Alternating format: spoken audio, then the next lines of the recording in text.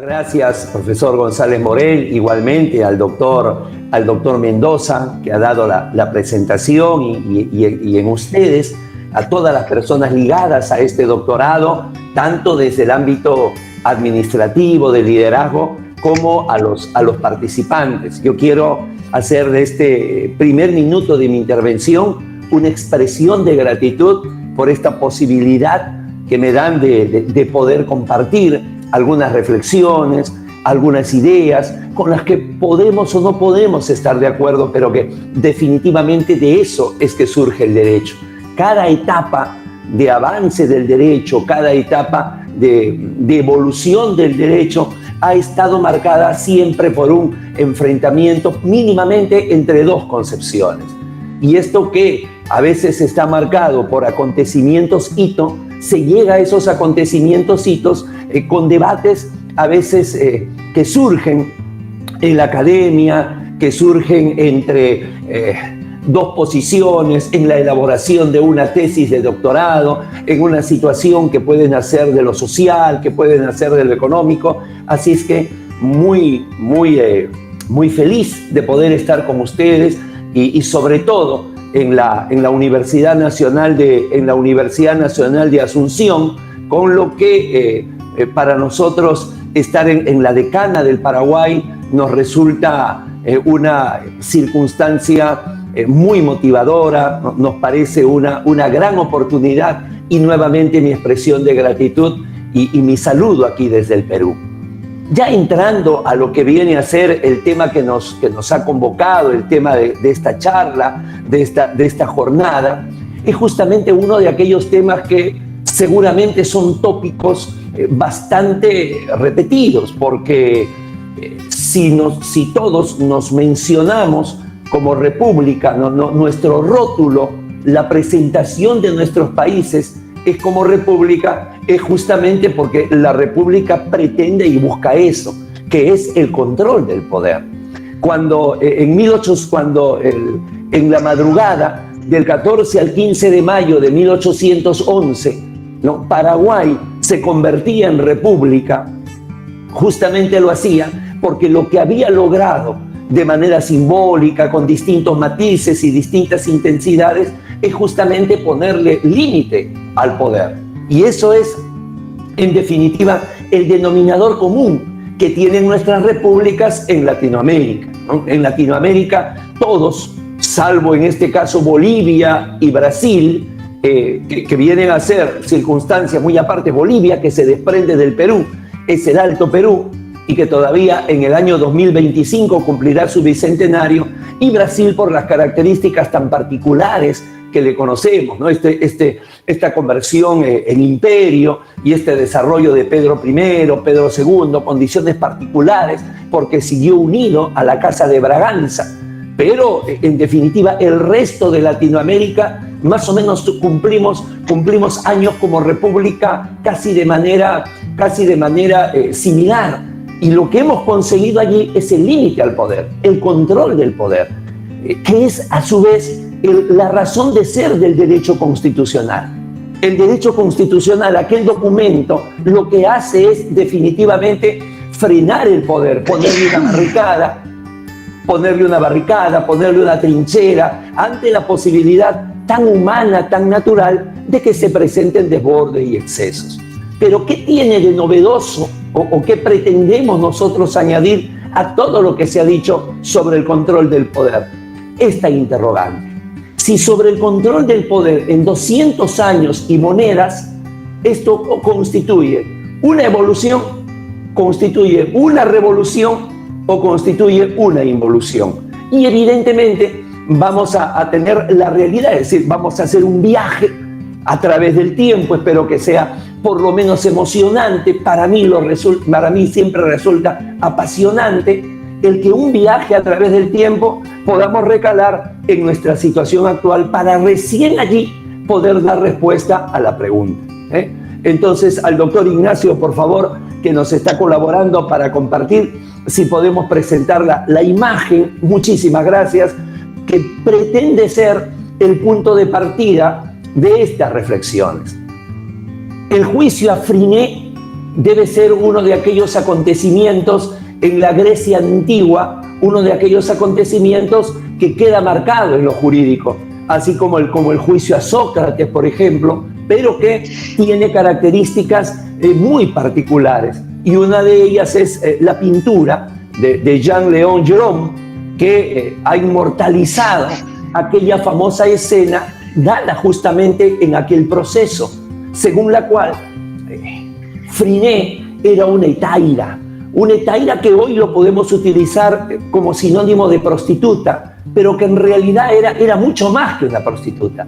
No solamente era una cortesana, sino que la hetaira tenía dos características adicionales. Era una mujer que se cultivaba, era una mujer culta, era una mujer refinada, y al mismo tiempo, por lo mismo, era que tenía digamos, una selección por sus respectivos compañeros, por sus parejas, lo cual hacía tener una posición económica muy superior. Y esta Phryné, que era la modelo y la amante del gran Praxíteles, Praxíteles, su solo nombre va a cubrir prácticamente toda la escultura todo el ámbito de la escultura de la Grecia antigua, le va a servir de modelo nada menos que para Afrodita, la diosa de la belleza y del amor. Es decir, tomando como modelo la anatomía de Phryné, hizo las Afroditas que todos recuerdan y que todos mencionan al paso de hablar de la grandeza de la cultura griega. Y seguramente por ello, por su belleza, por su sapiencia, por su posición económica, Phryné ensoberbeció y se le ocurrió decir en una de las fiestas que celebraban los griegos que era tan bella como Afrodita. De tal manera que esta frase, que probablemente pueda pasar inadvertida, para la antigua Grecia calificaba como el delito de impiedad, es decir, poderse calificar como los dioses. Y por el delito de impiedad, Sócrates fue condenado a beber la cicuta. De tal manera que por esta, digamos, infeliz frase, Phryné se ve en un proceso. Y en el proceso va a ser defendida por el gran abogado Epérides, uno de los 10 más grandes abogados de la cultura ática. Sin embargo, como creo que aquí podemos dar fe, todos los que de alguna manera hemos litigado, y sobre todo en un proceso penal, se siente cuando tus argumentos son tomados en cuenta. Se puede, si quieren ustedes me permiten el término, olfatear cómo va por las preguntas, por la mirada, sobre todo cuando hay inmediación.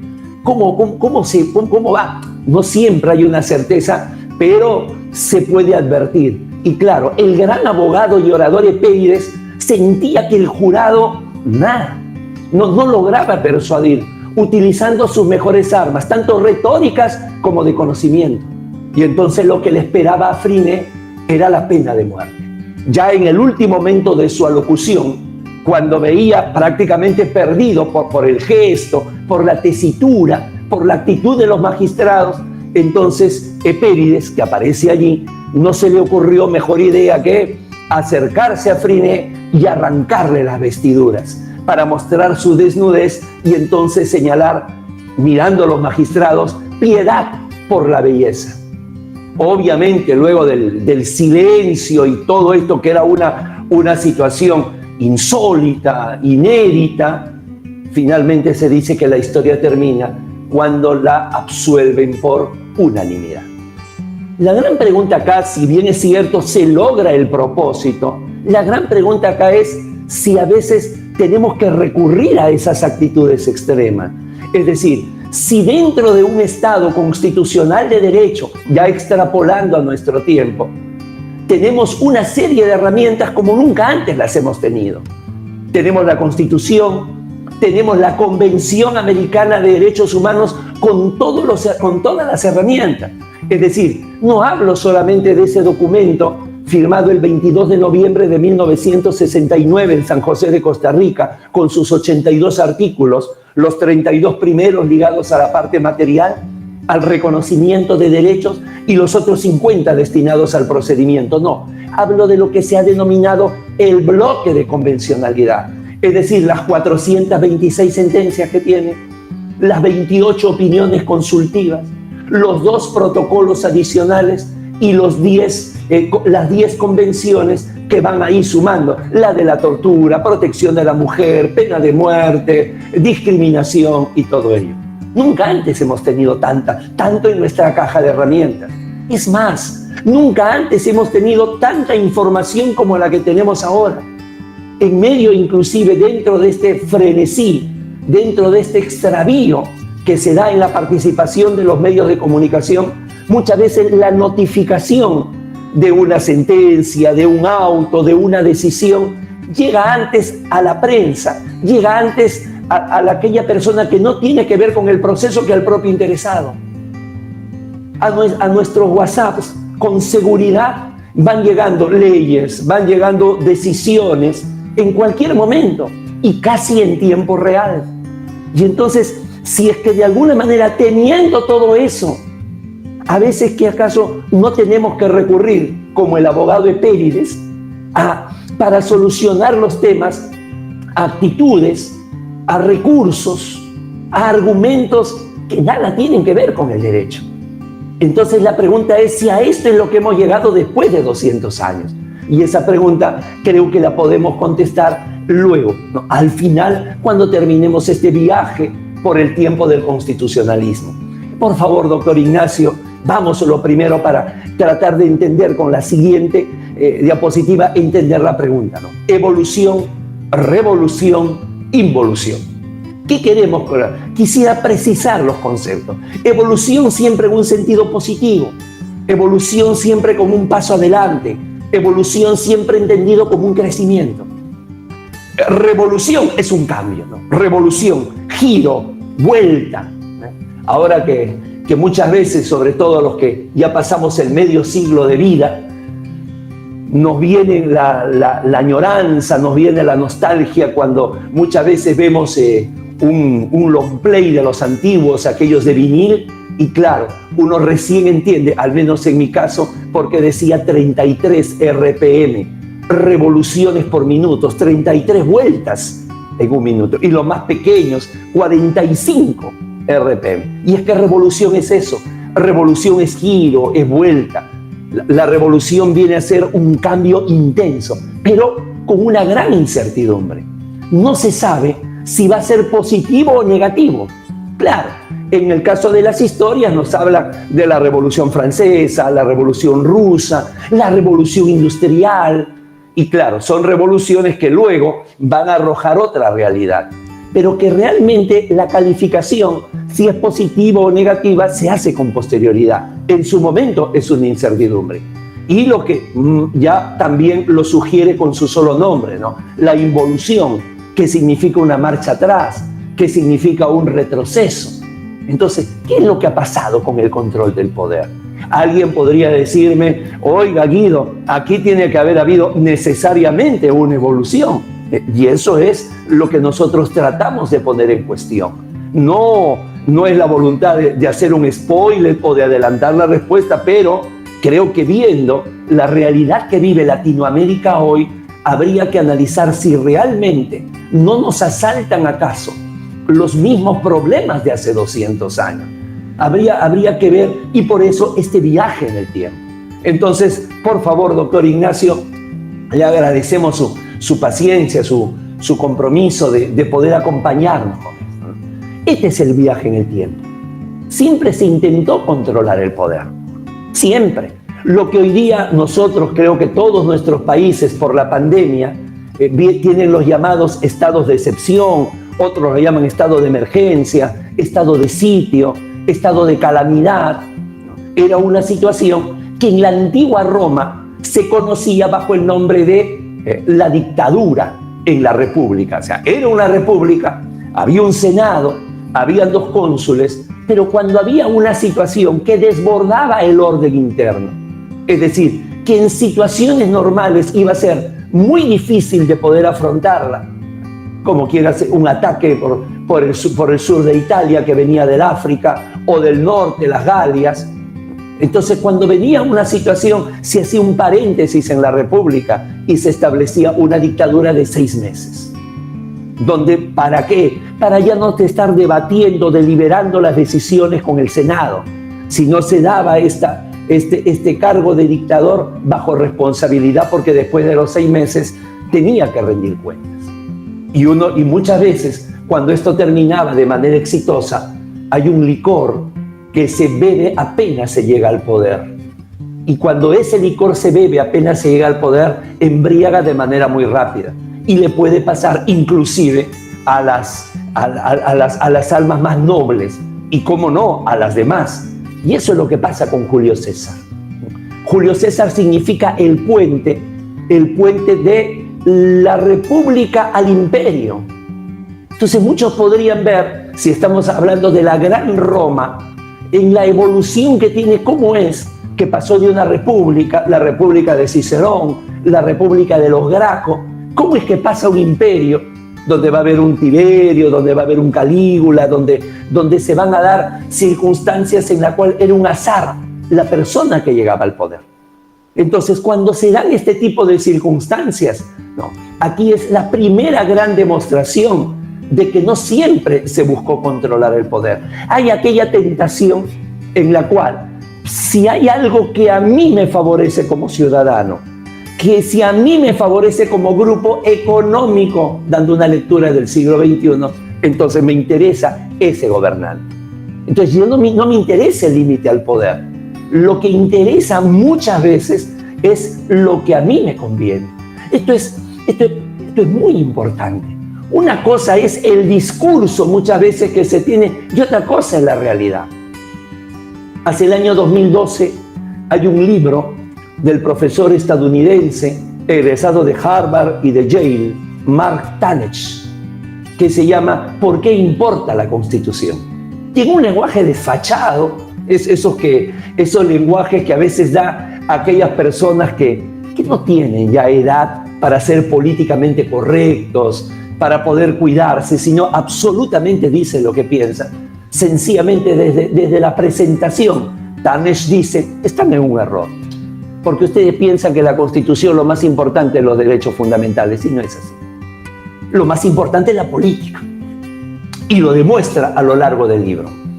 Porque los derechos fundamentales, dice, pasa por la Corte Suprema. ¿Y qué es la Corte Suprema? La elección del mandatario de turno, un mandatario que elige según sus intereses. Y entonces tenemos una Corte Suprema que puede decir en un momento sí al aborto o no al aborto según la temperatura. O podemos tener una Corte Suprema que dice sí a la posesión de armas o no a la posesión de armas según haga sol o haga frío. De tal manera que no me digan que la Constitución lo más importante son los derechos fundamentales. Lo más importante es la política, de donde salen las leyes. Y vuelve a estar en contramano de lo que normalmente dicen los constitucionalistas principialistas, los que se autodominan neoconstitucionalistas. Todo lo contrario. Y entonces aquí podríamos darle la razón. Luego viene una Edad Media en la cual se funde el Estado con la Iglesia. Un Estado con la Iglesia de tal manera que nuevamente es una forma de poder. Cuando en el año 2017 se celebraron los 500 años de la Reforma Protestante, cuando se celebraron los 500 años que Martín Lutero va a pegar en la puerta de la Catedral de Wittenberg, sus 95 tesis, su cuestionamiento a la venta de las indulgencias, cuando se dio, el mismo Papa Francisco viajó hasta Suecia para reunirse con el jefe de la Iglesia luterana, señalando 3 cosas en medio de esas, digamos, decisiones, actitudes revolucionarias que tiene el actual pontífice. La primera, rescató la figura de Lutero. Rescató la figura de Lutero porque le hizo a la Iglesia poderse ver en sus propios errores. La venta de las indulgencias era una costumbre perversa. Mientras más indulgencia, mientras más dinero nos des, entonces vas a tener más perdón en el cielo. En segundo lugar, porque humanizó a la Iglesia. Desde el momento que Lutero decía, vamos a traducir la Biblia al alemán, y lo hizo, puso la Biblia al alcance de las personas. Y en tercer lugar, porque claro, muchas de las cosas que dijo Lutero, si hoy día, 500 años después resucitara, seguramente ni él mismo lo podría creer. todo lo que él señalaba, que la misa sea en el idioma de cada país, por ejemplo. Es algo que hoy se tiene. Es algo que se ha ido logrando con el Concilio de Nicea, con el Concilio Vaticano II. Entonces hubo un momento en que el Estado y la Iglesia fueron uno solo. De allí viene que hasta ahora en el ámbito procesal seguimos teniendo un sistema inquisitivo que viene de la Santa Inquisición, cuando se tomó la decisión que los pecados sean delitos. Era la única manera de poder perseguir a los judíos y quedarse con sus bienes. Por eso nos cuesta tanto nos cuesta entender el otro sistema, el sistema dispositivo. Entonces, no, estamos en una reforma procesal penal y seguimos actuando la prueba de oficio en vez de aplicar la presunción de inocencia, que es el mandato constitucional. Seguimos pensando que el proceso, sobre todo el penal, viene a ser una política criminal. Se hace política criminal con el proceso y no. Con el proceso se establece garantía. Todavía tenemos a nuestros presidentes del Poder Judicial, del Tribunal Constitucional en nuestros países, que en su discurso, en que inauguran el año judicial, siguen diciendo vamos a luchar contra la corrupción. Están extraviados. Están colocando a la princesa Fiona, que es de Universal, la están colocando al lado de las princesas de Disney. Los órganos jurisdiccionales no están para luchar contra la corrupción. La lucha contra la corrupción es del Ejecutivo. Y dentro de un proceso, el Ministerio Público, pero no el órgano jurisdiccional. Están extraviados. Si tenemos un error de concepto que viene desde la cabeza, ¿dónde es que se da? Y ojo, estamos hablando del gran poder del Estado del siglo XXI, los órganos jurisdiccionales, que vamos a tratar acá de poderlo demostrar.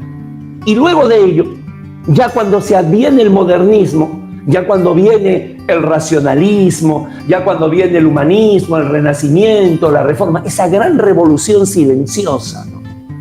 Esta forma tan lineal en que a veces nos enseñan la historia y pensamos que solamente son los movimientos políticos militares y no entendemos que todo viene de manera sistemática, va a originar el Leviatán, Hobbes y la idea de un Estado para de alguna manera evitar que sea un desarrollo acéfalo, para evitar el caos. Y entonces viene aquella idea. Y justamente en esa idea de Estado, al venir la monarquía, todo se va a concentrar en el soberano. Entonces, esa es la concentración del poder. Y ya comenzamos a hablar de un control del poder con este acontecimiento, que es el que todos conocemos, ¿no? con esta pintura de Delacroix, en la cual la libertad guía al pueblo y que se va a formar el tema referido a el control. ¿Y dónde está en el control del poder? En que no te excedas, en que no invadas mi espacio. Por eso, liberté, égalité, fraternité, pero sobre todo liberté. Por eso cuando se realiza la toma de la Bastilla, por este lado viene un grupo identificado con el color azul, por este lado viene un grupo identificado con el rojo, y claro, luego con el blanco de la monarquía se establece, son los colores de la libertad. Los colores de la bandera francesa y la bandera paraguaya son los colores de la libertad. No es casualidad que el himno tan hermoso que tiene su país, Paraguayo, República o Muerte, no es gratuito. Es una circunstancia en que aquí se da la eclosión. ¿Y en cómo significa controlar el poder? Ponerle ahí un freno. No puedes ingresar acá. Hay otros como el argentino. Libertad, libertad, libertad. El mío es más poético, pero es lo mismo. Somos libres, seámoslo siempre. Y antes niegue sus luces el sol, antes muerto. Antes niegue sus luces el sol que faltara el voto solemne. ¿Qué voto solemne? El voto de la libertad. Y sin embargo los informes de la Comisión Interamericana de Derechos Humanos señalan de un abuso de la prisión preventiva en Latinoamérica. 200 años después. Entonces, aquí es donde hay que ponerle la lupa. Porque esto costó. A veces cuando se habla del constitucionalismo de manera inicial, se dice con la Revolución Francesa y la independencia norteamericana. Y pareciera que fueran dos acontecimientos similares, son totalmente distintos. Con la batalla de Saratoga, de Lexington, con toda la lucha desde que se arrojó el cargamento de Boston, allí en las 13 colonias, con los colonos disfrazados de pieles rojas, murieron entre 14 y 15.000 personas. En la Revolución Francesa hay que multiplicarlo por 10, 150.000 en toda Francia. Con las réplicas que se hizo de la guillotina y todo el placer que esto le producía a Juan Pablo Marat desde los medios de comunicación, cuando no los medios de comunicación, desde el diario El Amigo del Pueblo hasta Maximilien Robespierre.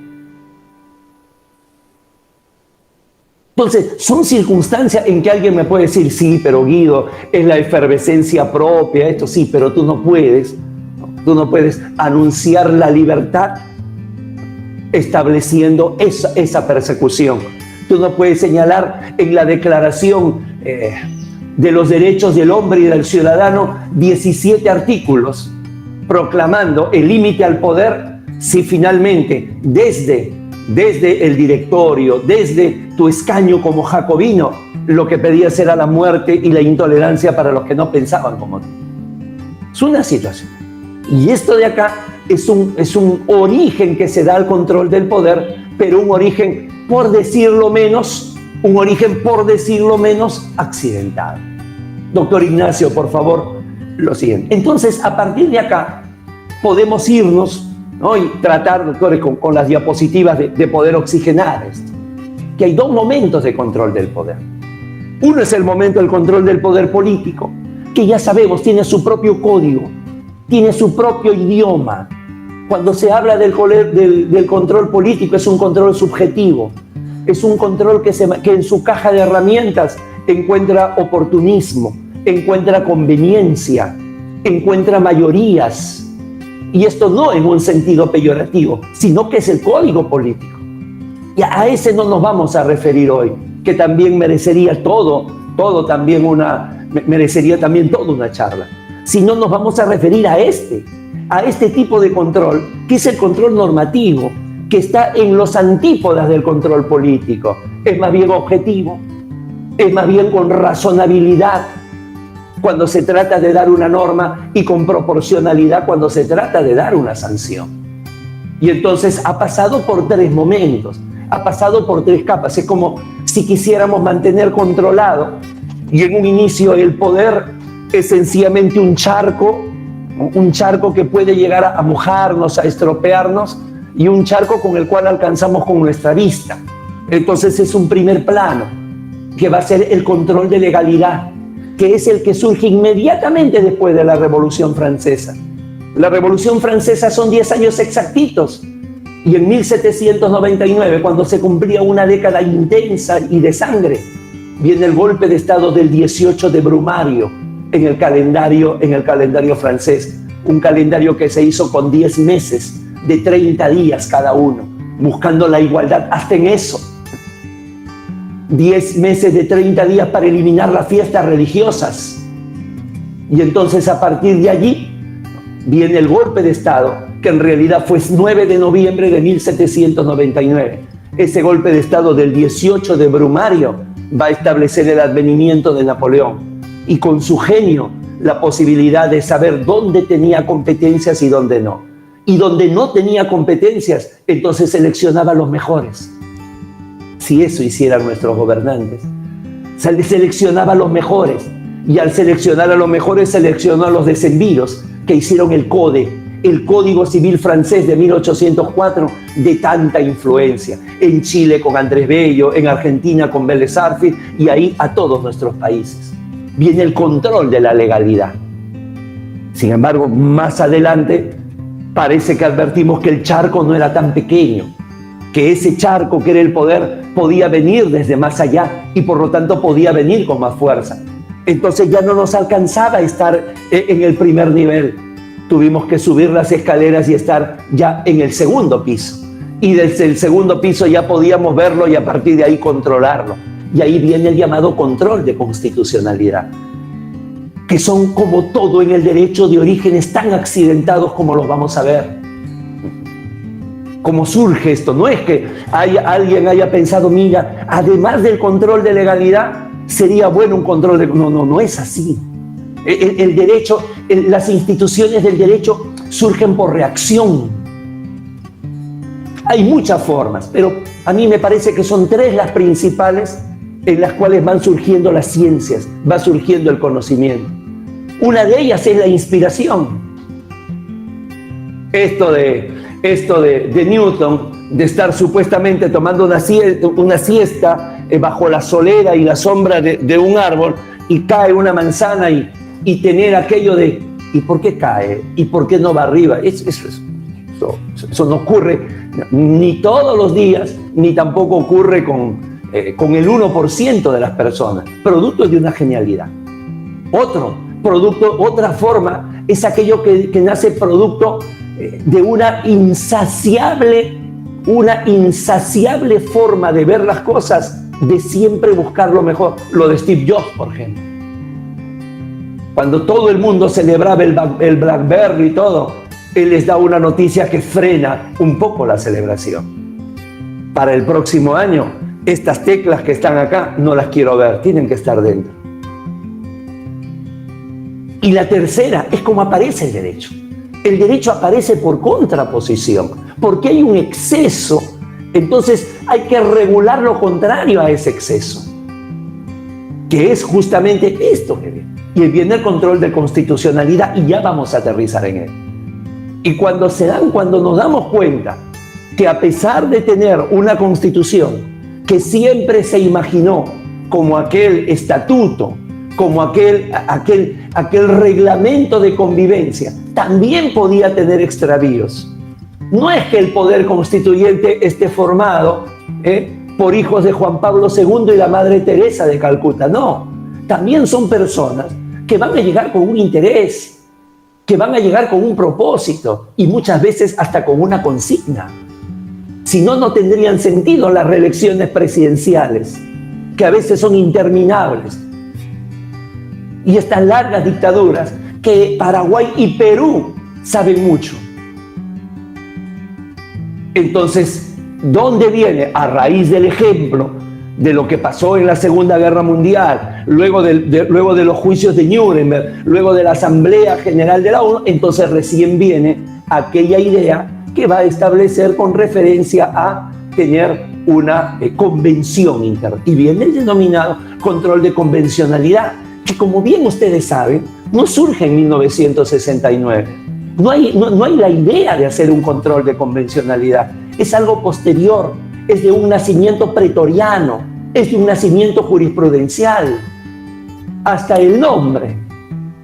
Don Sergio García Ramírez dijo, yo le llamé control de internacionalidad, nunca pegó.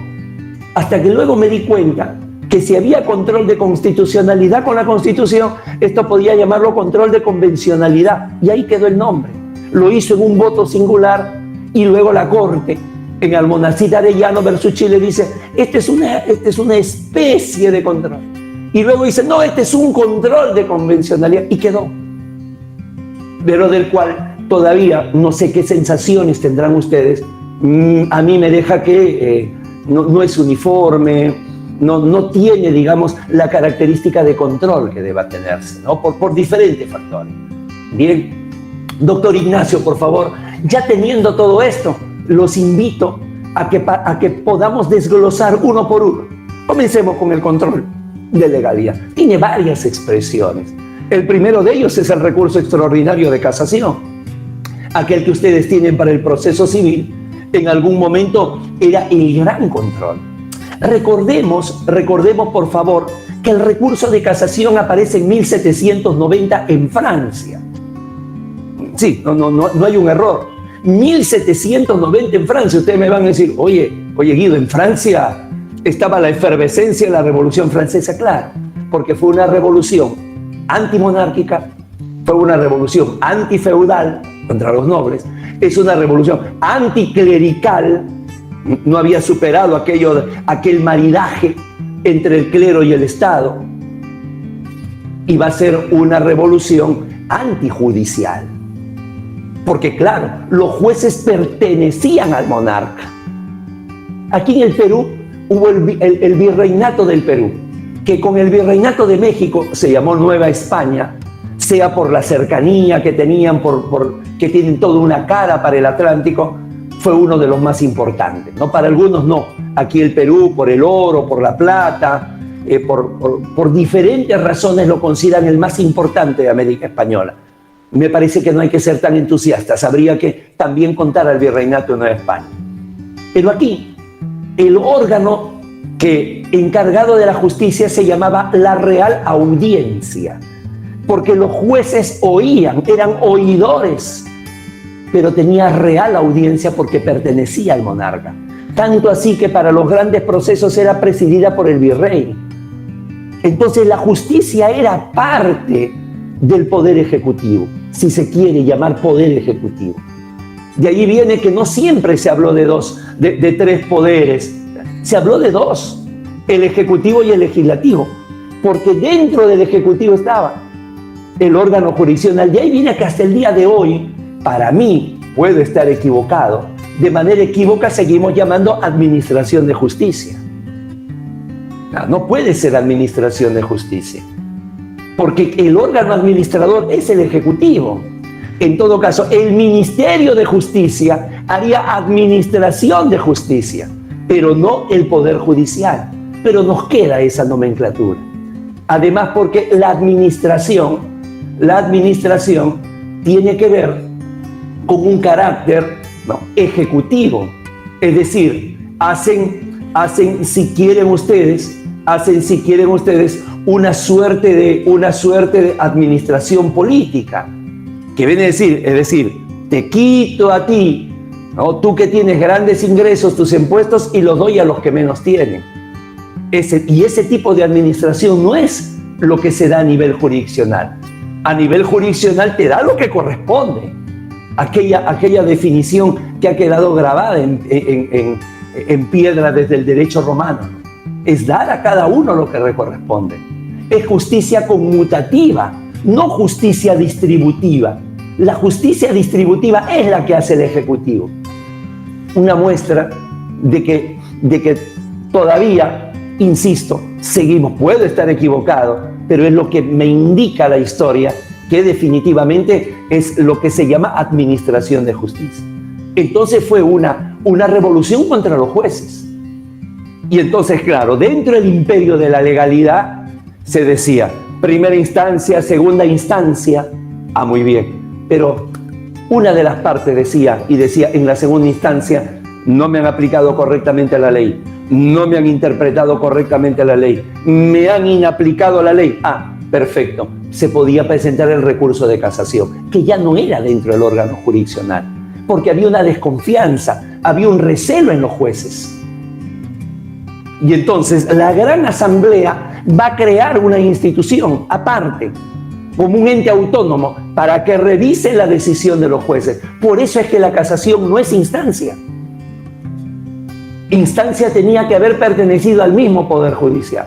Y ya más adelante, Napoleón, como siempre, bien aconsejado y un genio para saber sus limitaciones, le aconsejan que regrese al Poder Judicial y se crea allí. Pero es el gran control de la legalidad, además del proceso administrativo, además de los procesos nulificantes, procesos para anular procesos, lo que la mayoría de países llama la nulidad de la cosa juzgada fraudulenta y ustedes llaman acción autónoma de nulidad, o la revisión en lo penal. No, siempre va a haber un control. ¿Y qué pasó con ese control de legalidad? Se resquebrajó, se envició, enfermó. ¿Por qué? Porque en algún momento, cuando el legislador era omnipotente, comenzó prácticamente a utilizar la ley como un elemento de poder. De nuevo, bastaba que estuviera en la ley y se tenía que cumplir. Esa famosa frase, que realmente es una distorsión, ¿no? De que la ley es dura, dura es la ley de los romanos, ¿no? Acá, la ley es la ley. Entonces, como estaba en la ley, había que cumplirla. No es así. Porque esa ley tendría que haber guardado no solamente los parámetros de procedimiento, cómo se aprueba, Si no, tendría que haber establecido que también es una ley razonable, es una ley sin nombre propio, es una ley que busca el interés común. Y cuando comienza a flaquear esto, ya viene una nueva etapa. Doctor Ignacio, por favor, le voy a agradecer. Y en esa nueva etapa aparece el control de constitucionalidad. Un control de constitucionalidad que aparece en circunstancias muy, si quieren ustedes, para utilizar el término, aparecen en circunstancias vamos a decirlo, aparecen en circunstancias muy accidentales. La primera, el control difuso. Este que aparece con Marshall, esto que sobre el cual tanto se ha escrito, que el caso Marbury versus Madison. Y que ustedes encuentran la información y nos dicen, para algunos es el fallo más importante de toda la historia. Esas frases superlativas, es decir, el más, siempre hay que desconfiar un poquito, porque el decir el más, eso definitivamente no tiene siempre nos tendrían que demostrar que se ha comparado absolutamente con todo. Nos tendrían que demostrar eso. Nos tendrían que demostrar que los otros son menores. U otros inclusive, diciendo que el juez John Marshall, que presidía la Corte norteamericana en aquel momento, decirnos que el juez John Marshall ha sido el mejor juez de toda la historia norteamericana. Insisto, ¿no? Son todas aquellas circunstancias en las cuales pareciera que hay mucho de una buena intención, de una sana intención, por remarcar el punto de partida de una de las formas del control del poder, que es el control difuso. Pero la realidad a veces marca alguna otra cosa. Entonces aparece el control difuso dándole al Poder Judicial. Y esto que para nosotros muchas veces dicen, pero esto de acá, ¿por qué algunos países tienen control difuso, como Paraguay, y por qué otros países tienen control concentrado, como el Perú? Entonces, ahí viene una serie de circunstancias en las cuales siempre es importante no quedarnos con la punta del iceberg, profundizar un poquito más. Y eso es lo que yo me permito en un doctorado, con la licencia de ustedes y con este privilegio que han dado para alguien que es esencialmente docente. La circunstancia de la vida me ha convertido también en un abogado de defensa, pero en esencia docente. 35 años en la enseñanza, no del derecho solamente, pero sí nos lleva a profundizar un poquito más. Y es que claro, si esto fue el caso en Marbury versus Madison en 1803, hay un pequeño antecedente, que es que estaba terminando el mandato del segundo presidente norteamericano, el presidente Adams, y él no contaba que no iba a salir reelecto. Lo sorprendió su no reelección. Salió elegido Thomas Jefferson, uno de los próceres de Filadelfia, el que redactó el Acta de Independencia norteamericana. Y entonces, cuando se da aquello, rápidamente, en los últimos días de su mandato, procede al nombramiento de jueces. Y nombra 42 jueces, que como fueron nombrados a última hora, son llamados los jueces de medianoche. Estos ahí, que fueron nombrados a última hora. Sea por las distancias, por las limitaciones de transportes y otros, juramentaron solamente una parte y una veintena quedó sin juramentar. Y asumió Thomas Jefferson. Entonces, cuando va Marbury, uno de esos jueces que se había quedado sin juramentar, y va con Madison, que era el encargado de gobierno, y le dice, oye, ya nosotros hemos sido nombrados, queremos juramentar. No. Si ustedes los nombró Adams, debieron juramentar con Adams. El presidente Jefferson va a nombrar otros jueces. Se judicializa. Y es allí donde viene la decisión de la Suprema Corte norteamericana, cuyo ponente fue el presidente John Marshall, y es ahí donde dice, no, ustedes han presentado su demanda a la Suprema Corte, porque la ley de jueces, ley, norma con rango legal, dice que cuando hay un problema de jueces, un tema de jueces, no lo puede ver otro juez. Va directamente a la Suprema Corte. Pero la Constitución me dice que a la Suprema Corte solamente se llega en vía de impugnación. Y entre los dos, yo prefiero la Constitución y sería el primer acto de control difuso en América y con ello una sentencia paradigmática o una sentencia hito. Si nosotros rascamos un poco y vemos realmente más allá, John Marshall había sido uno también de los jueces de medianoche. Si uno busca la biografía de Marshall, los antecedentes de Marshall, había sido una suerte de primer ministro de John Adams. Sino que, claro, terminando su mandato, lo nombra a última hora, es otro juez de medianoche. Claro, cuando se ve, señores, realmente se encuentra entre la espada y la pared.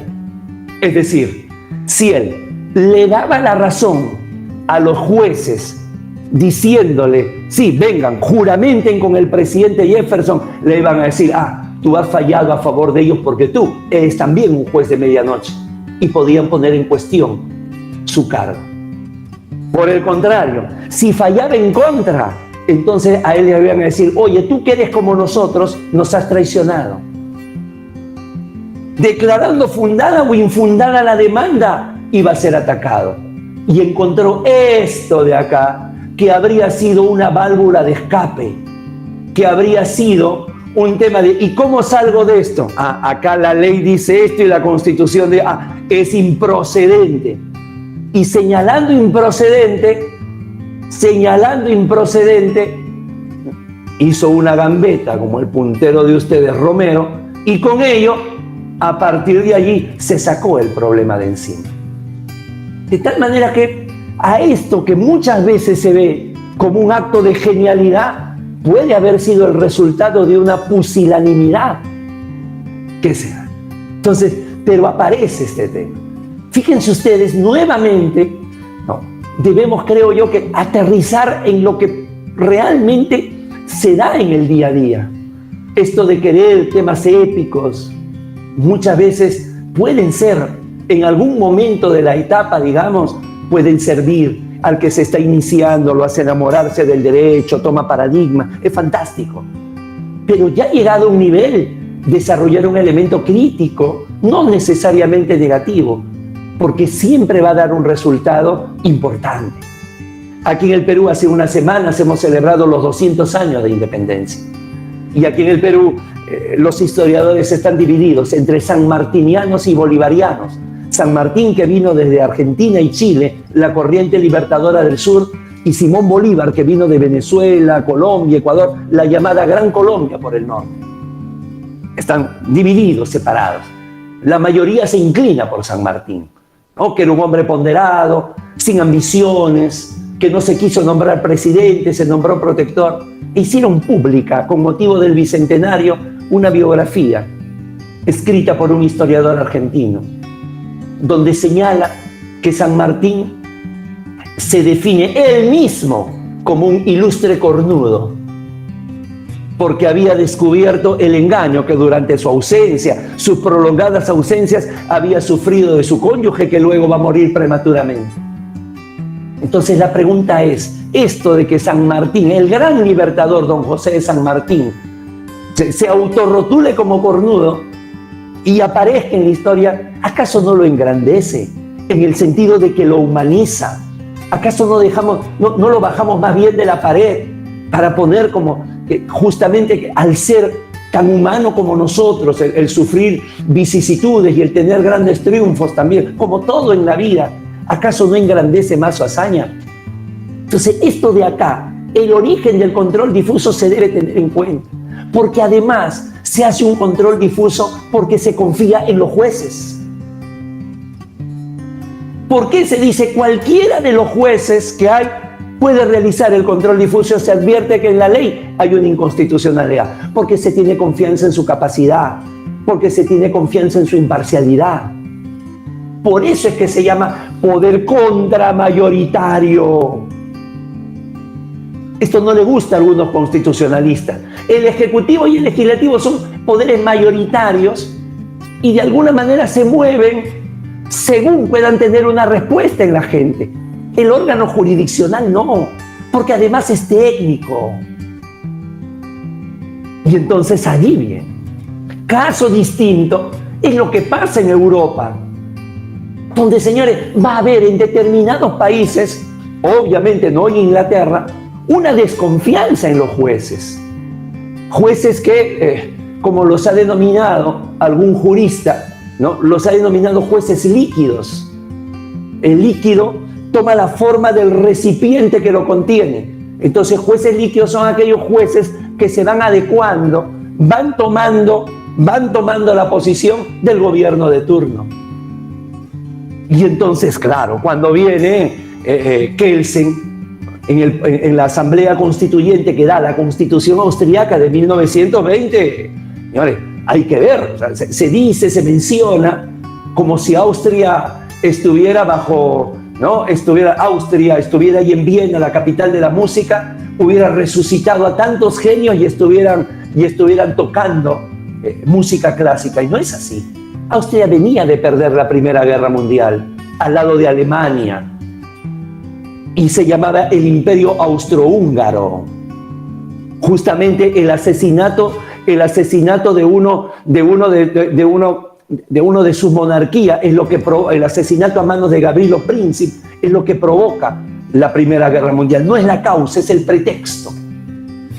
Como dice André Maurois, toda Europa olía pólvora, bastaba una chispita y eso estallaba. Esa chispa fue el asesinato.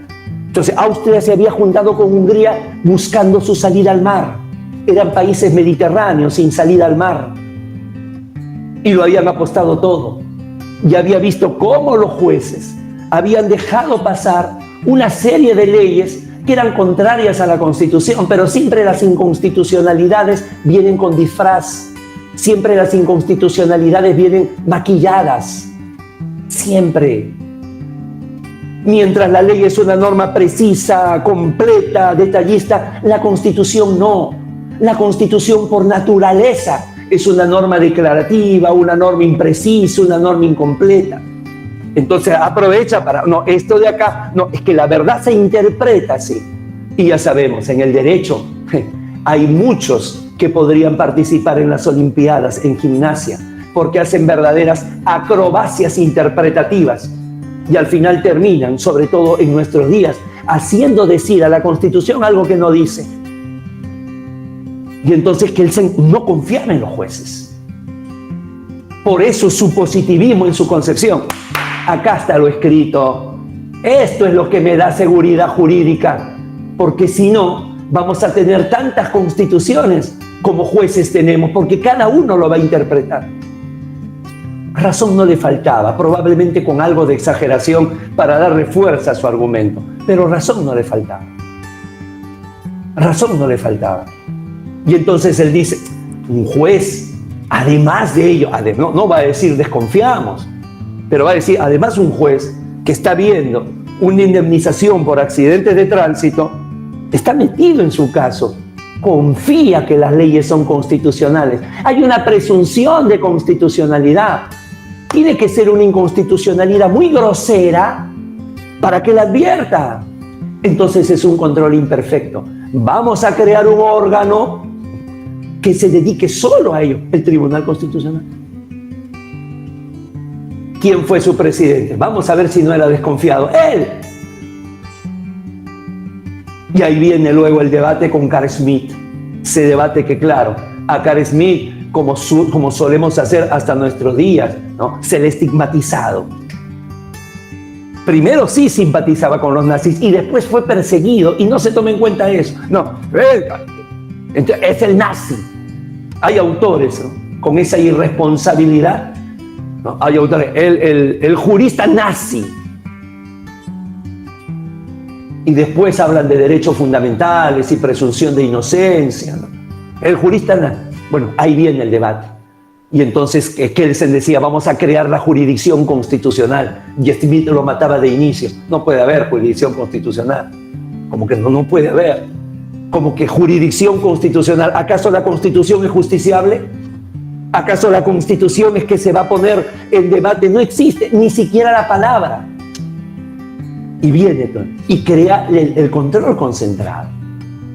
Que luego, después de la Segunda Guerra Mundial, con Italia y Alemania teniendo gran parte de su poder judicial adherido al fascismo y al nazismo, con mayor razón todavía crece la desconfianza, entonces replican tribunales constitucionales. No es que es una política que se ponen a discutir tenemos o no tenemos, no es así. En el 2013 asistí a un congreso de derecho procesal en Chitré, Panamá, a 3 horas de Ciudad de Panamá. Y una de las preguntas, oiga usted, doctor Aguila, que viene desde el Perú, tenemos aquí en Panamá un gran debate. ¿Debemos o no debemos tener tribunal constitucional? No surge de esa manera tan sana, surge producto de lo que viene atrás. Y entonces se crea el control. Pero son controles donde cual la Constitución sobrevuela. Está sobrevolando como si fuera un dron la legalidad. Hay países donde se toman los dos y lo unen en uno solo. Es control difuso al inicio. Un juez te dice, ayer esta norma inconstitucional, y la deriva al Tribunal Constitucional. Entonces es mixto, se juntan los dos en uno. Y hay otros como el peruano, que tiene por un lado un control difuso a cargo del Poder Judicial y un control concentrado a cargo del Tribunal Constitucional. O sea, para que. ¿Y por qué el Perú ha apostado por 2 controles? También tiene que ver con nuestra historia. Un gran constitucionalista de comienzos del siglo pasado, Manuel Vicente Villarán, decía: el Perú en su época republicana ha vivido haciendo y deshaciendo constituciones. Nosotros tenemos 12 constituciones en 200 años de vida republicana. Más hemos tenido gobiernos militares y dictaduras civiles que gobiernos democráticos. Entonces, son circunstancias que obedecen. Por eso es tan importante que cuando extrapolamos una institución jurídica hay que tener, eso es fabuloso, fantástico, porque en América Latina nosotros somos sitios de recepción del derecho. Estados Unidos y Europa son sitios de producción del derecho. América Latina ha aportado el amparo con México y el estado de cosas inconstitucional con Colombia. Y no sé si paro de contar.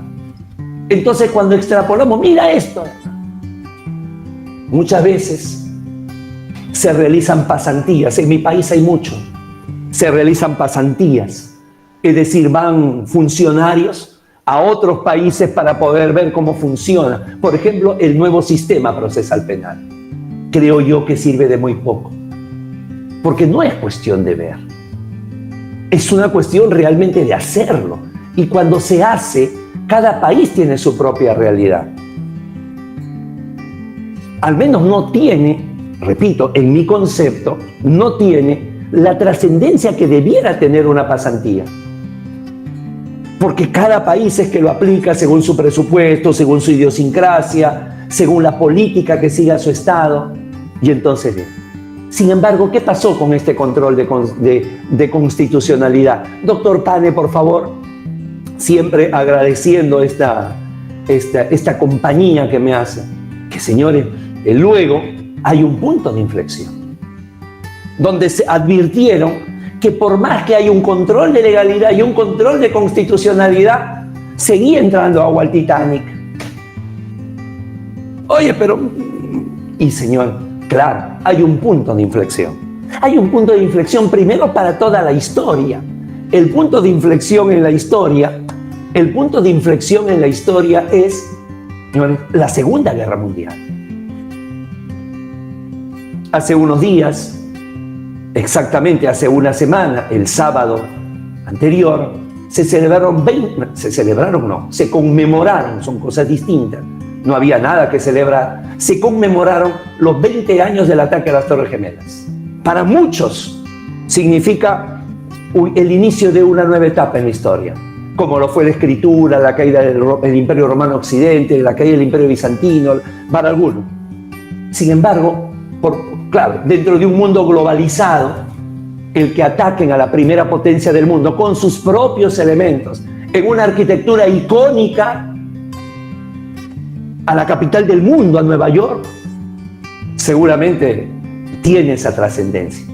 Pero el punto que establece entre la historia que vivieron, ustedes son muy jóvenes, que vivieron nuestros abuelos o bisabuelos, y la historia que vivimos es la Segunda Guerra Mundial.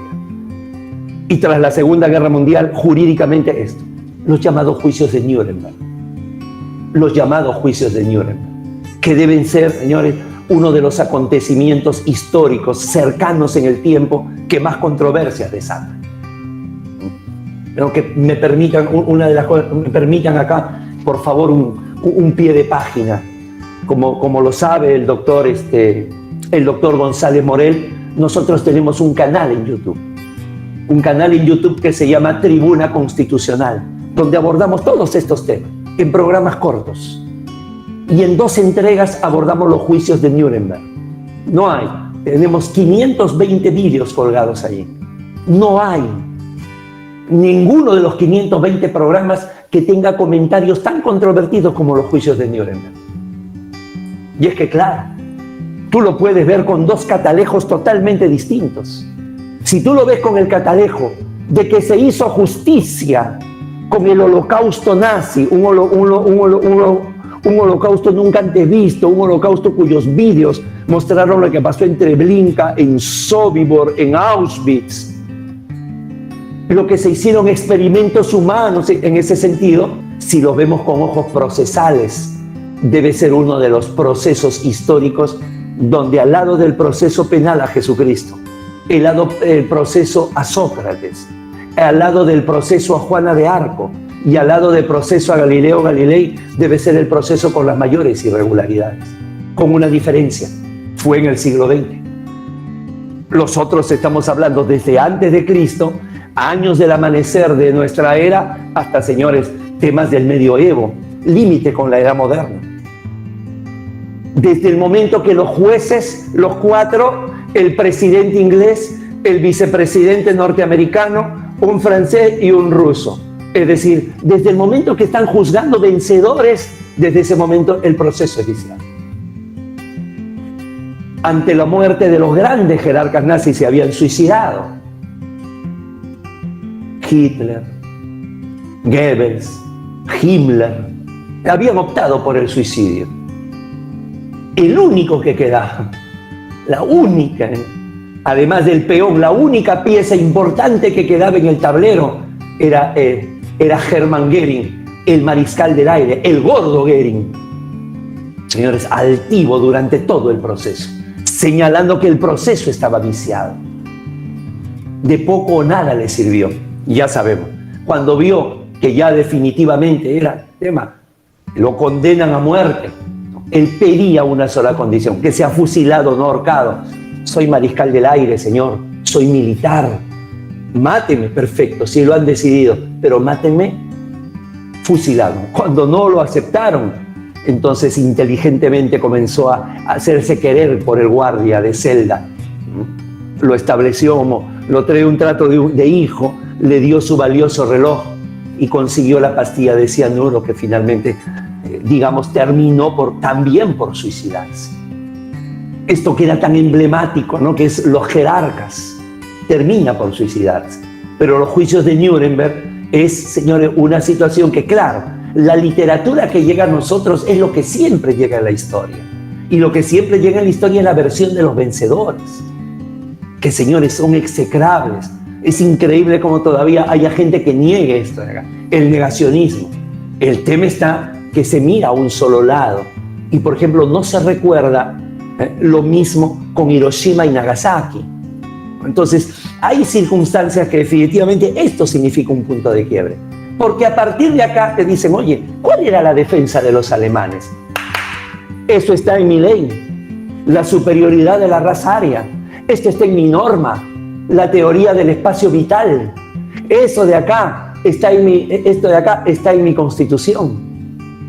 Por lo tanto, ellos se basaron en el principio de legalidad, su defensa. Y entonces ahí es donde aparece la teoría tridimensional y aparecen los valores y todo ello, y aparece toda una satanización de Kelsen. porque la responsabilidad de ese positivismo supuestamente era de Kelsen, a quien trataban, inclusive está por escrito, de un maldito perro judío. Entonces no es casualidad la Constitución italiana del 47, la Constitución alemana del 49, porque son los primeros países de la posguerra en tener Constitución. Hacen una Constitución cuando todavía olía humo y todavía se lloraba a los muertos, porque son los países que más sufren y como es muy humano se van al otro extremo. Y entonces ahí es donde comienza. No, la Constitución es un plexo de valores que nos ha llevado a lo que tenemos hoy. Donde cuando se interpreta la Constitución, se interpreta en la Constitución, se interpreta cosas que no dicen. Entonces, si yo tengo acá esta taza de café y yo le doy a usted, le doy a cualquiera, al doctor Mendoza, y le digo, doctor, ¿para usted qué cosa hay acá? Y me dice café. Y viene el doctor Pane, que es gran conocedor, un gran cafetero, y me dice, no, ese es café de lata, café ya, esto no es café pasado, no es café auténtico. Y viene luego el doctor Ortiz, y me dice, no, eso es té. Y luego viene la doctora Andrea, y me dice, no, eso es Coca-Cola. Y luego viene el doctor González Morel, gran conocedor, y me dice, no, a este café tú le has añadido algún licor. Pisco le has añadido. El mejor pisco del mundo, el peruano. Entonces, señores, llega. Señores, y de pronto viene, por decir, la doctora Machuca, y me dice, no, esto es naranjada. ¿Por qué? Porque en la interpretación de valores constitucionales, si tenemos en cuenta que estamos buscando la protección a la salud y que el café resulta adictivo, y viene y con esa argumentación termina diciendo que es un jugo de naranja. A partir de allí viene el desarrollo. Y claro, viene la separación de la justicia ordinaria y la justicia constitucional. La justicia ordinaria con la carga de los jueces que se adecuaron a la política nazi, despreciados, vilipendiados, generalizados, como se hace siempre, sin distinguir al buen juez del otro. Y por el otro lado, la justicia constitucional, ¿no? Los del Tribunal Constitucional, estos sí, van a constituir los verdaderos guardianes. Y ya comenzamos a finalizar. Doctor Ignacio, por favor, muchísimas gracias siempre por este permanente apoyo. A partir de acá, ya hay la necesidad en que se desequilibre el control de constitucionalidad. Fíjense, ahí está. Cuando yo digo acá en lo rojo, les pido que si me siguen por favor en el cuadro, cuando yo digo en lo rojo, Poder Judicial puede ser Poder Judicial, Corte Constitucional, Tribunal, me refiero al órgano jurisdiccional. Entonces, en el caso Marbury versus Madison, es un primer paso que da, porque dicen que el juez puede inaplicar la ley. Ojo, inaplicar la ley, porque para el juez esa norma está viciada. Fíjense cómo se va fortaleciendo al juez. Ya el juez tiene justamente ese poder de aplicar la norma, de aplicar la ley. Y entonces por mucho está en su decisión si en un proceso me quita mis hijas, no, van con la madre. Si en un proceso me quita mi propiedad, no, la perdió, la protección adquisitiva es del otro. Está en sus manos si me quita mi libertad con una prisión preventiva. Además de ello, puede exceptuar de la ley. Entonces, señores, llega, y ahí viene lo primero, que encima de todo ello se le da la posibilidad de inaplicar la ley. Y surge el control difuso. Y luego, con el primer Tribunal Constitucional, ya puede tener la posibilidad de expulsar la ley. Cuando esto vino, y aquí viene la genialidad de Kelsen, dijo, oye, ¿cómo? Si es un poder del Estado ya ha dado una ley, ¿cómo un órgano la va a expulsar? ¿Qué hacemos? Que ese órgano sea elegido por el Congreso. De allí viene que en el mundo los tribunales constitucionales son elegidos por el Congreso. Porque eso le da la legitimidad. Oye, tú me elegiste para esto, no me reclames que tu ley la expulse. Y ya luego viene todo lo de Norteamérica. Primero, en el año 54, el caso Brown versus Blackboard Education. Aquel caso que acaba con la doctrina de separados pero iguales. tranvías para blancos, tranvía para negros, restaurante para blancos, restaurante para negros, ¿no? Parques donde en la banca decía only white. Dice, perfecto, sigan así, dice la Corte. Pero en las escuelas, allí no. Porque si no, nunca vamos a superar este apartheid. Nunca. Allí que los niños vayan juntos. Y claro, uno de los estados del sur, donde en el sur está el Ku Klux Klan, en el sur es donde mataron a Kennedy. En el sur, alguien dice, oye, ese fallo habrá sido para Brown versus Broward Education, pero no es para mí. Y llega el caso Cooper versus Aaron, 4 años más tarde, año 58, donde la Suprema Corte dice, no, este de acá es el stare decisis. Este es un precedente. Cuando yo doy una sentencia referida a derechos humanos, la sentencia es para todos. Y ahora se convierte en un legislador positivo. Miren cómo va evolucionando. Evolucionando, cambiando. Quedamos en que la respuesta la íbamos a dar luego. Y en Alemania viene el famoso caso Lüth. Esta persona que en los tiempos del nazismo había pasado películas contra los judíos. Y ahora quería inaugurar una película y todavía quedaba, ¿no? O sea, la herida queda, no se forma cicatriz inmediatamente. Y no le dan la autorización. Y viene el Tribunal Constitucional Federal alemán y dice, no, eso se llama censura previa.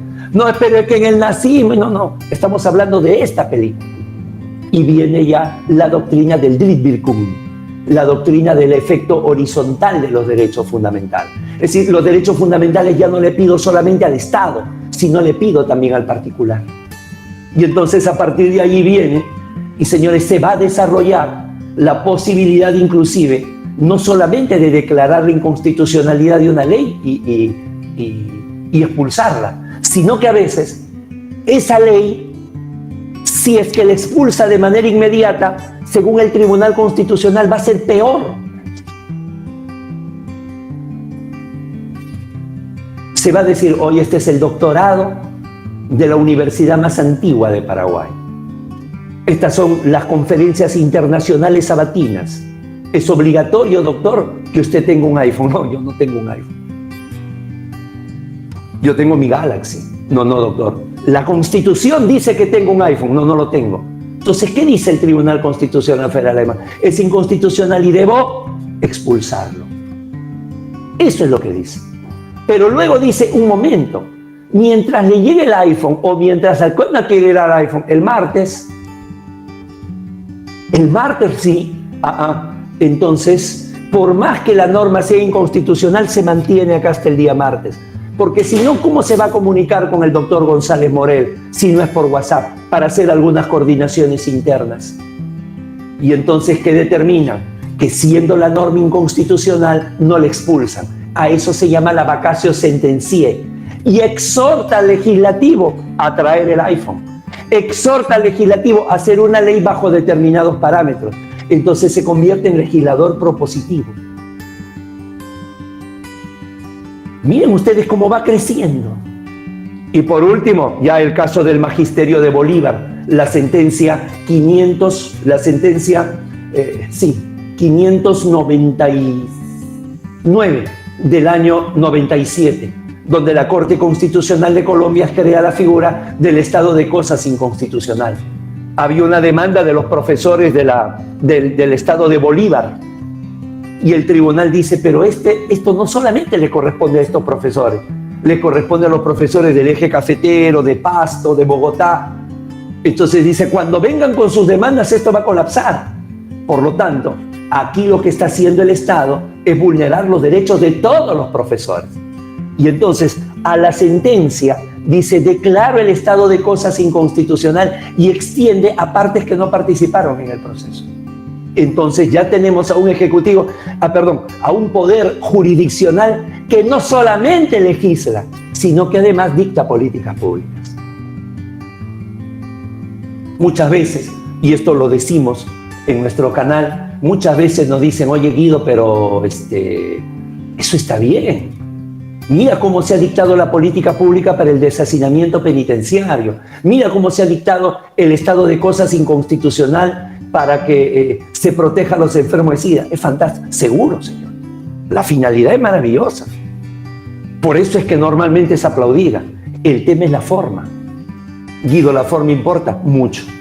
Porque si no, estamos legitimando a los dictadores que, sabiendo que no tienen legitimidad jurídica, dan normas que le dan legitimidad social. Lo hizo Julio César, lo hizo Napoleón, lo hacen todos los dictadores. Dictan normas populistas. Y entonces, señores, tienen ese baño de popularidad y legitimidad social. Por eso después, cuando se retorna a la democracia, cuesta derogar esas normas. ¿Y por qué cuesta derogar esas normas? Porque definitivamente, ¿no?, le deja la sensación a la gente, oye, mejor estábamos por la dictadura. Y entonces se convalidan los decretos ley. Y esto es lo que, claro, con diferentes matices. Pero por ejemplo, los países, Chile, Bolivia, Perú, Ecuador, que tenemos tribunal constitucional, España, Italia, Alemania, tenemos este fenómeno, que se ha convertido en el primer poder del Estado. No es que solamente controle al Ejecutivo y al Legislativo, no. Hace funciones del Ejecutivo y funciones del Legislativo. Y nada de eso está en la Constitución. Sin embargo, por los valores democráticos, es decir, deja la sensación. No digo que esto ocurre en la justicia paraguaya, por favor. Nunca tengo autoridad para poder. Inclusive viviendo allá, no tuviera autoridad para... Esto de la prudencia es muy importante. Ya vamos a ver qué paradigmas tenemos esto. Pero además, doctor Pane, por favor, además de ello, tenemos un fenómeno. Tenemos un fenómeno que es el control de convencionalidad. Que claro, siempre tiene que ser subsidiario, es decir, no es una cuarta instancia, no, tengo que agotar todos los recursos aquí. Y además es paulatino, es decir, si viene con una sentencia y dice, muy bien, ustedes como país por el derecho a la igualdad deben reconocer el matrimonio igualitario, por ejemplo, no es que tenga que ser al día siguiente o al año siguiente, hay el famoso margen de interpretación nacional, un proceso de adaptación si se quiere. Primero. En segundo lugar, que comenzó siendo correctivo. Muy bien, la última tentación de Cristo. No, señores, ustedes lo que están haciendo acá es censura previa. Y Chile dice, pero está en mi Constitución. Corrige tu Constitución. Y solamente lo hacía la Corte. Por eso se dice concentrado. Ya después, al ver que le llegaban casos que en realidad no debían de llegar, que deben quedar en sede nacional, entonces, a partir del caso Radía Pacheco versus México, crea el control difuso. Oye, ustedes también tomen en cuenta la convención y todo el bloque de convencionalidad, la jurisprudencia al momento de resolver.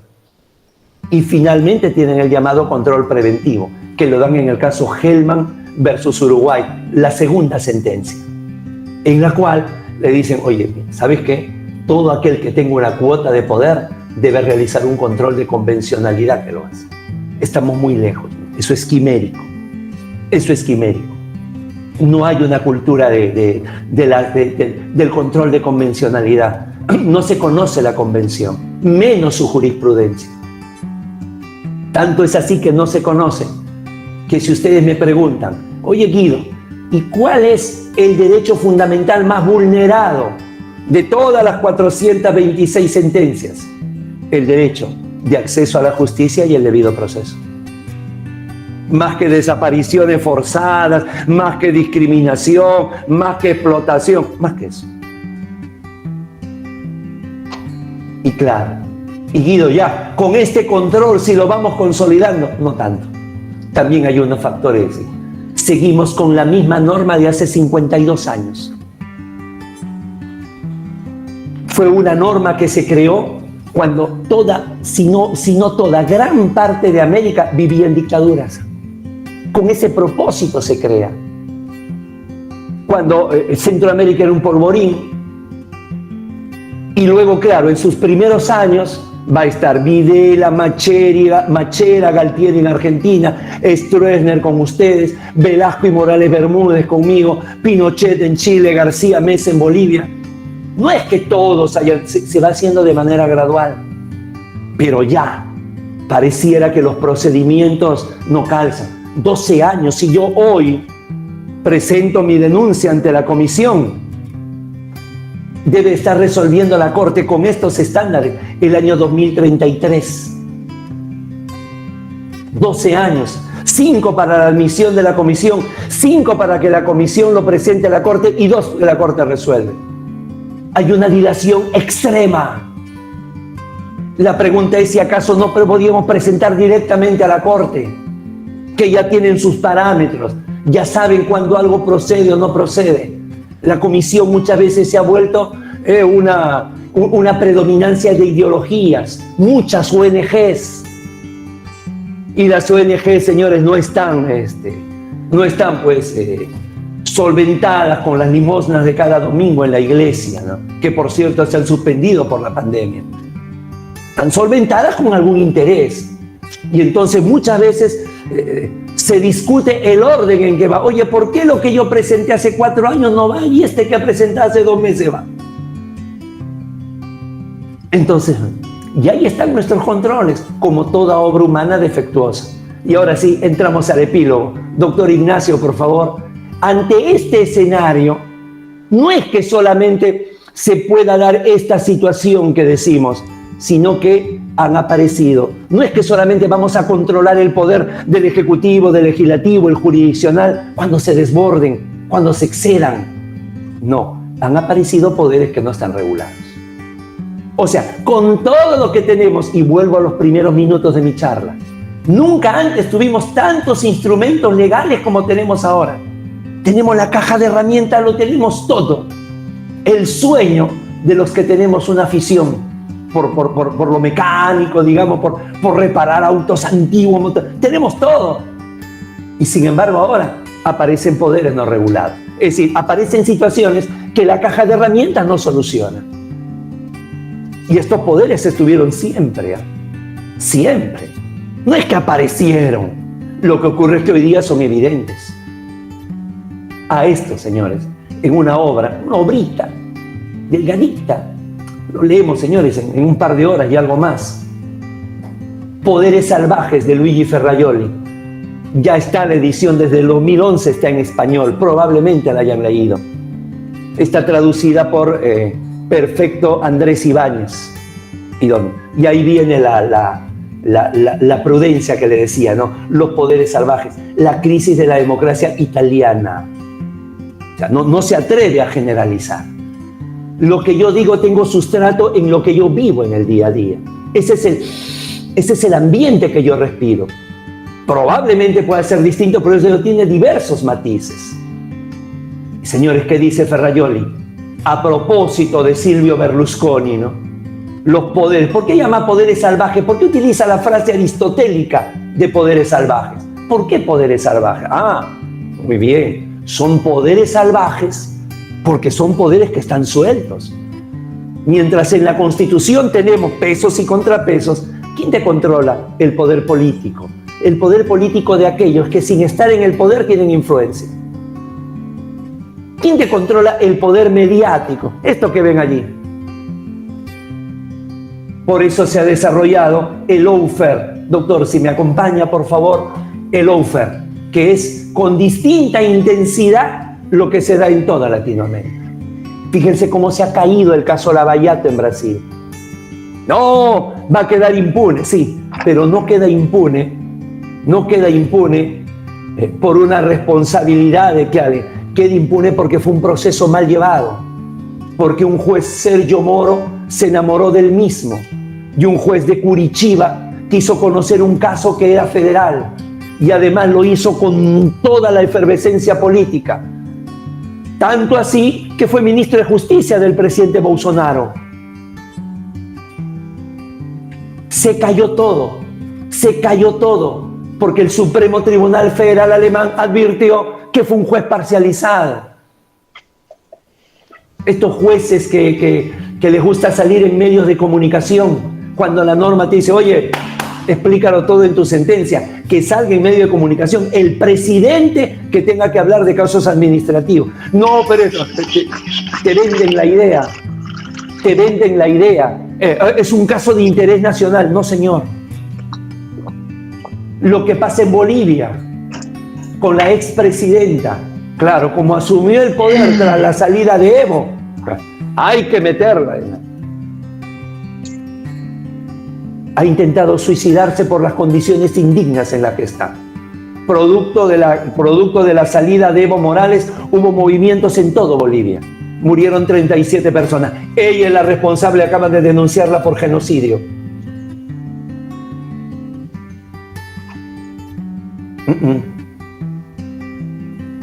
En Nicaragua, la Corte Interamericana la semana pasada sacó una resolución. Hasta el 24 de septiembre, dime, ¿qué día tengo que ir yo con un magistrado por lo menos y con una comitiva a ver la situación de los presos políticos?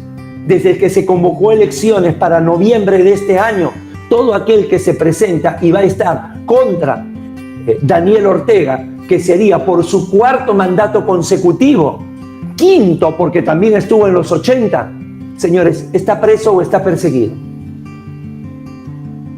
A eso es que se llama lawfare. Si antes el miedo era la politización de la justicia, ahora se cambia. La judicialización de la política. ¿Cómo me lo quito encima? Prisión preventiva. Esto que hace 200 años se hacía sin debido proceso, no había habeas corpus, yo estoy en el poder, a mis enemigos los persigo. Hoy, 200 años después, se hace con proceso, con época de constitucionalización. Y por ello, doctor, por favor, doctor Ignacio, comenzamos ya a cerrar para no abusar del tiempo. Habría que nuevamente volver a Frineno. Si no estamos con lo mismo, tenía el mejor abogado, tenía los mejores argumentos.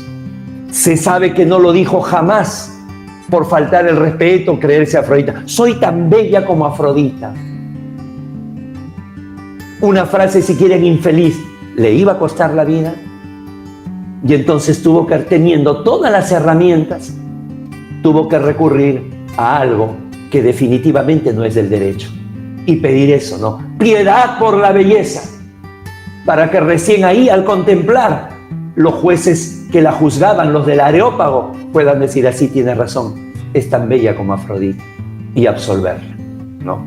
Habría que decir, piedad por el debido proceso, piedad por la Constitución y piedad por ese exceso de poder que muchas veces se puede filtrar desde diversos ángulos.